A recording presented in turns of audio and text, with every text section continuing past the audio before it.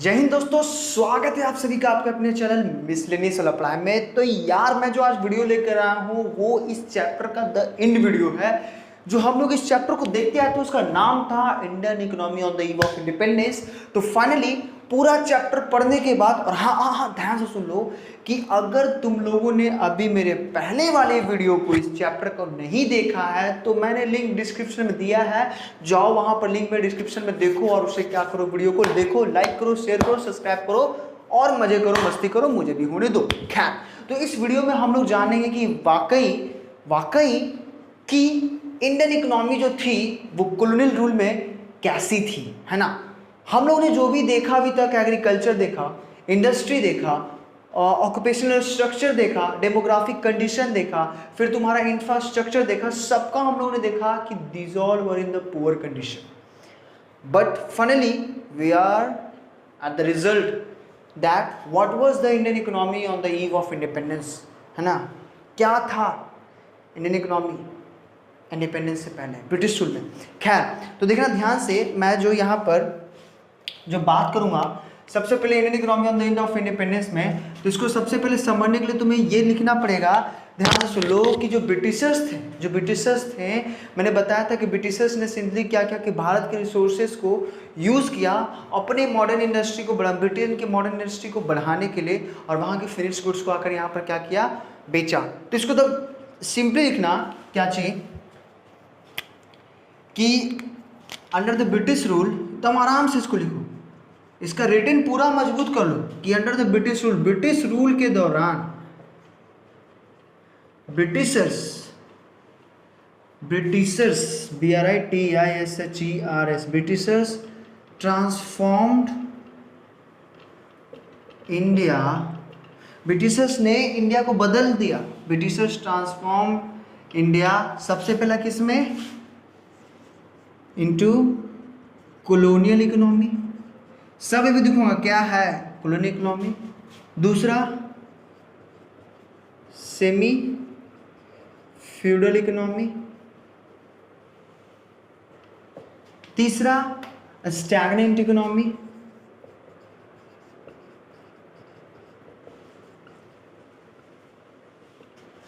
And the last, the most important one, that is backward economy. Under the British rule, Britishers transformed India into colonial economy, semi-feudal economy, stagnant economy and backward economy. अब हम लोग एक एक को समझेंगे। सबसे पहला कि कॉलोनियल इकोनॉमी का मतलब क्या होता है। कॉलोनियल को पहले बात हो, कॉलोनी में, कॉलोनी क्या होता है कि जब when a strong country politically or economically control over the weaker country that is known as colony। Simply कि जब कोई मजबूत देश किसी कमजोर देश पर राजनीतिक आर्थिक रूप से उस पर कब्जा कर लेता है तो उसे एक तरह से हम लोग क्या बोलते हैं, कॉलोनी बोलते हैं। और इंडिया में हम लोग कॉलोनी का हिस्ट्री देखते हैं। तो सबसे पहले हम लोग देखेंगे क्या, कॉलोनियल इकोनॉमी। ये कॉलोनियल इकोनॉमी थी क्या, तो तुम इसको आराम से समझो। कॉलोनियल इकोनॉमी देखो, सिंपली हम लोग जानते हैं कि इंडिया में ब्रिटिश एम्पायर का जो कॉलोनियल हिस्ट्री रहा है, गोरी कुत्तों का, बिलायतियों का, है ना, इनका जो हिस्ट्री रहा है बहुत ही लंबा रहा है यार। इन लोग 200 साल तक हमारे भारत पर एक तरह से शासन किए हैं, समझ लो 200 साल। 1757 में जो तुम्हारा बैटल ऑफ प्लासी हुआ है ना, उसके बाद से ये लगभग 1947 तक, तुम सोच लो कितना, 190 साल हो रहा है, मतलब 10 साल कर रहा है इधर उधर, कोई बात नहीं। 1764 के बाद यानी after the battle of Buxar इनको क्या मिला, दीवानी मिला, और वहीं से इन्होंने मतलब लैंड टैक्सेशन कलेक्शन करने का जिम्मा ले लिया। खैर, तो अब समझ ध्यान से कॉलोनियल इकोनॉमी में सिंपली क्या लिखोगे, एकदम ध्यान से इसको एकदम फ्रेश में लिखो कि इंडिया में जो ब्रिटिश का कॉलोनियल हिस्ट्री रहा है, कॉलोनियल एक्सप्लॉयटेशन का हिस्ट्री जो रहा है बहुत ही लंबा रहा है, बहुत ही लंबा, कम से कम 200 साल। तो इस बात को लिखो सबसे पहले क्या कि in India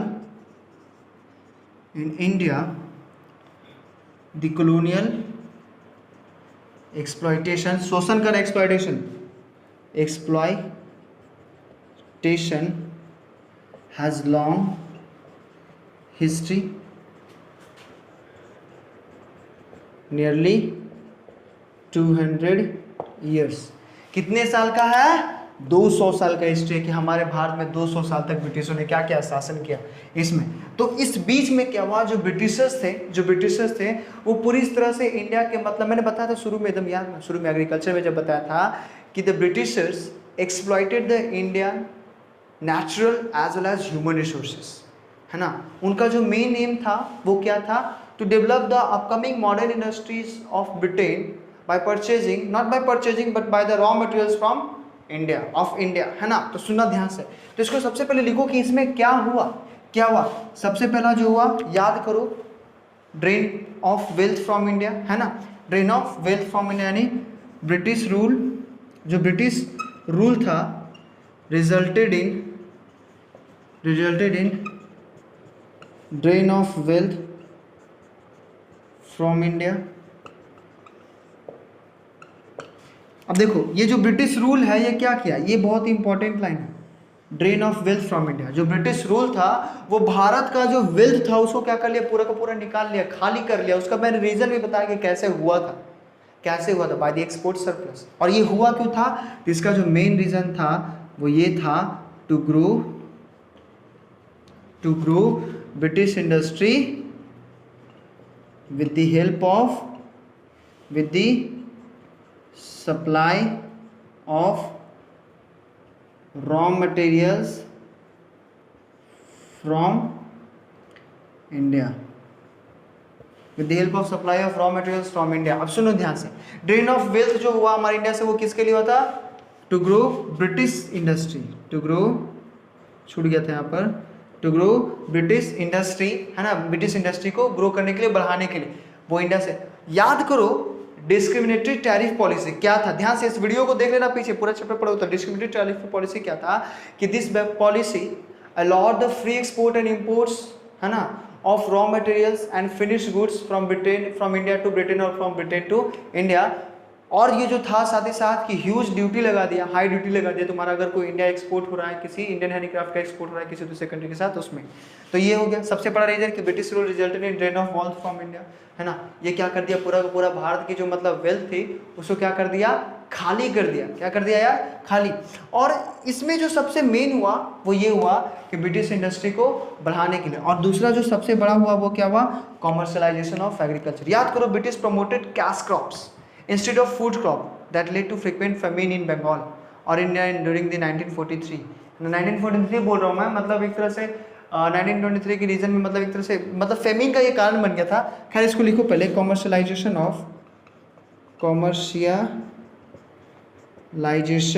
LISATI, commercialisation of agriculture, इसको मैं अरेंज कर रहा हूँ, commercialisation of agriculture, Indian agriculture to transform Indian economy। Indian economy यहीं से देखो, इंडियन इकोनॉमी जो है वो किस में बन गई, कॉलोनियल में, into colony, to transform Indian economy into colony. तो ये था तुम्हारा कॉलोनियल इकोनॉमी, ये क्या था, कॉलोनियल इकोनॉमी। अब मैं आऊंगा सेमी फ्यूडल पर। अब सेमी फ्यूडल समझो थोड़ा ध्यान से, इसको मैं अरेंज कर रहा हूँ।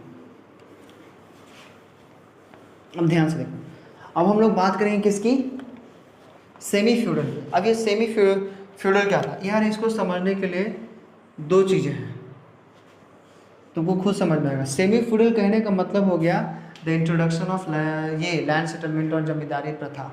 ध्यान से, इसमें दो चीज, सबसे पहला इंट्रोडक्शन ऑफ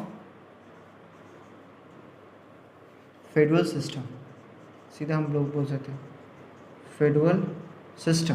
फेडरल सिस्टम की जगह पे तुम लोग अब समझ जाओ लैंड सेटलमेंट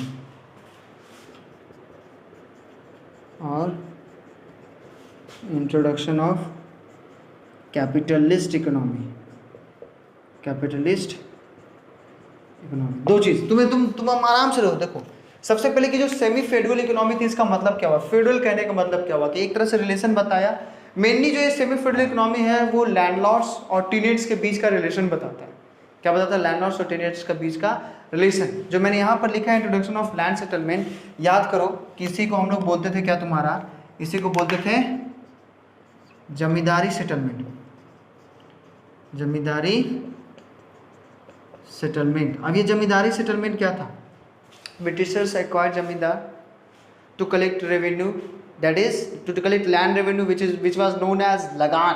क्या तुम्हारा? लगान। तो सिंपली ये लिखो इसमें हुआ क्या लैंड सेटलमेंट में कि this settlement gave birth of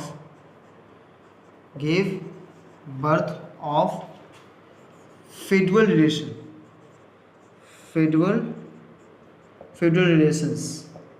अब ये feudal relations क्या था? लैंड ओनर्स, लैंडलॉर्ड और टेनेंट्स के बीच का। कहने का मतलब क्या हुआ तुम्हारा कि landlords used to collect high lagaan. Landlord क्या वसूलते थे? पूरा का पूरा high lagaan that was the land revenue. किसानों से, किससे? कल्टीवेटर से। And were very cruel to cultivators. तुम्हें मैंने बताया था कि the British government and the landlords और zamindar did nothing for the development of cultivators. तो सुन लो यार, ये जो कमीने थे, सॉरी नॉट कमीने, बोलना गलत है, जमींदारी सेटलमेंट, इसके लिए मैं माफ़ी चाहता हूँ। जमींदारी सेटलमेंट क्या हुआ कि जो लैंडलॉर्ड्स थे, जो जमींदार थे, वो मिलने क्या किए कि पूरे के पूरे छोटे किसान जो थे, कल्टीवेटर्स किन्हें कहा जाता है कि those farmers or those people who had or who own a small plot of land, है ना, that is known as cultivators। तो उनसे ये क्या करते थे? लगान वसूलते थे। लगान that was a type of land revenue, है ना, लगान वसूलते थे कल्टीवेटर से। तो इनका ये रिलेशन नहीं था। अब दूसरा समझो कि इंट्रोडक्शन ऑफ कैपिटलिस्ट इकोनॉमी क्या हुआ। कहने का मतलब कि उस टाइम जो मॉडर्न इंडस्ट्री जो बैठ रही थी, ध्यान से, मॉडर्न इंडस्ट्रियल डेवलपमेंट जो हो रहा था अंडर कॉलोनियल रूल, इससे दो तरह के वर्ग बने।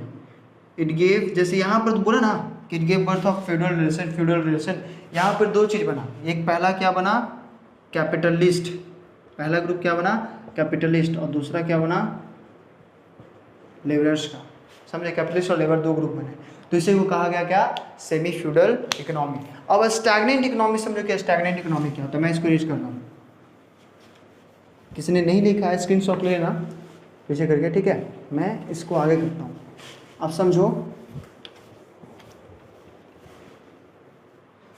स्टैग्नेंट इकोनॉमी क्या होता है? सिंपली ये जो स्टैग्नेंट इकोनॉमी तुम देख रहे हो, सबसे पहले जानो कि स्टैग्नेंट इकोनॉमी होता क्या है। मेनली सुनो ध्यान से। स्टैग्नेंट का मतलब होता है, मतलब एक तरह से स्थिरता, रुक जाना, ठहर जाना, है ना, वो होता है स्टैग्नेंट। कहने का मतलब कि भारतीय अर्थव्यवस्था की जो गति थी, यानी इंडियन इकोनॉमी जो ग्रोथ था, वो बिल्कुल क्या हो गया था? रुक गया था। That became stagnant. And finally मैं लिखता हूँ कि स्टैग्नेंट इकोनॉमी कहने का मतलब क्या होता है? Economy in which the growth rate is very low. वैसे इकोनॉमी जिसमें ग्रोथ रेट क्या हो तुम्हारा? बहुत ही लो हो। क्या हो? बहुत ही लो। तुम्हें याद है स्टैग्नेंट इकोनॉमी को समझने के लिए देख लो ध्यान से। तुम्हें याद है मैंने बताया भी था, इंडस्ट्रियल सेक्टर जब बताया था तो उसमें याद करो कि मैंने बताया था, नहीं देखो इंडस्ट्रियल सेक्टर का उसको वीडियो जाकर देखो, उसमें बताया है मैंने कि कैसे क्या क्या 3-3, 4-4 रीजन थे, कैसे adverse effect of industrial sector, deindustrialization, फिर तुम्हारा मैं बताया था कि adverse effect of handicraft industry, है ना, ये सब क्या क्या था वो सुनो ध्यान से। तो अब यहाँ पर जो मेन है वो ये है कि क्या था? ग्रोथ रेट स्लो क्या था? इसका कहने का मतलब कि उस टाइम जो भारत में जो रियल आउटपुट जो हो रहा था, एग्रीगेट रियल आउटपुट जो हो रहा था, वो उसका ग्रोथ रेट कितना था? लेस देन 2%, 2% से बिल्कुल कम। और जो पर कैपिटा इनकम थी उस टाइम का, उसका जो ग्रोथ रेट था वो मात्र 0.5% था। तो यही दो रीजन हो जाते हैं इसमें स्टैग्नेंट इकोनॉमी। क्या नहीं, क्या चाहिए तुम्हारा? Growth rate of real agri मतलब इसको ऐसे डिफाइन करा, अगर एग्जाम में पूछे कि what was the stagnant economy, what was the stagnant Indian economy on the eve of independence, तो सिंपली लिखना the stagnant Indian economy on the eve of independence can be explain in two form, that growth rate of real aggregate output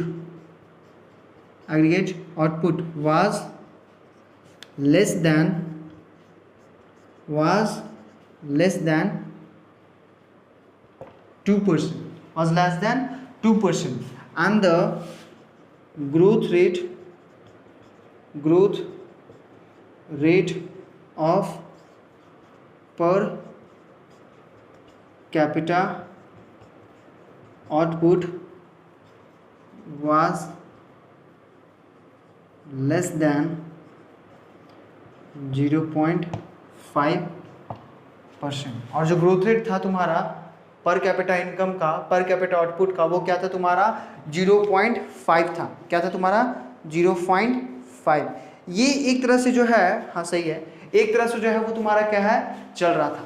तो stagnant समझ में आ गया। Stagnant का मतलब कि अ economy in which the growth rate is very slow, that is known as a stagnant economy, and Indian economy was a type of a stagnant economy under the colonial rule due to the low productivity of agriculture, due to the lack of capital goods industry, है ना, इन सब चीज़ों से। खैर आप सुनना ध्यान से। स्टैग्नेंट्स के बाद मैं आता हूँ बैकवर्ड इकोनॉमी पर। वो समझो कि बैकवर्ड इकोनॉमी होता है। देखो बैकवर्ड इसका नाम ही, इसका कोई डेफिनेशन नहीं, सिंपली बोल सकते हो the economy which is backward नहीं, मतलब कहने का मतलब कि जो डेवलप हो ही नहीं रहा है। तो सिंपली बैकवर्ड इकोनॉमी को हम लोग क्या बोलेंगे वो ध्यान से देख लो कि बैकवर्ड इकोनॉमी कहने का मतलब India the economy of India was backward under the colonial rule, है ना, और on the eve of independence. क्यों? तो इसका 3-5 रीजन होता है। मैं 3 से 4 रीजन लूँगा, तुम्हें मालूम है। सबसे पहला लो प्रोडक्टिविटी। सबसे पहला क्या? लो प्रोडक्टिविटी, लो पर कैपिटा इनकम। तीसरा मास इलिटरेसी। मास इलिटरेसी समझते हो ना? मास इलिटरेसी कहने का मतलब याद करो कि मैंने बताया था कि उस टाइम जो लिटरेसी थी वो लेस देन 16% थी। कितना था? Less than 16%। कितना था? Less than 16%। और इस 16% में से शायद 6% जो था वो तुम्हारा वुमेन थे। सोचो इतनी कम उस टाइम की लिटरेसी थी। लो प्रोडक्टिविटी, लो पर कैपिटा इनकम, मास लिटरेसी, और जो सबसे मेन था वो ये था high birth rate and death rate. शायद बर्थ रेट तुम्हारा 48 मैंने बताया था और डेथ रेट तुम्हारा 40 बताया था पर 1000 पर, है ना, पर 1000% पर। इस तरह से तुम्हारा क्या था? ये था रेशियो।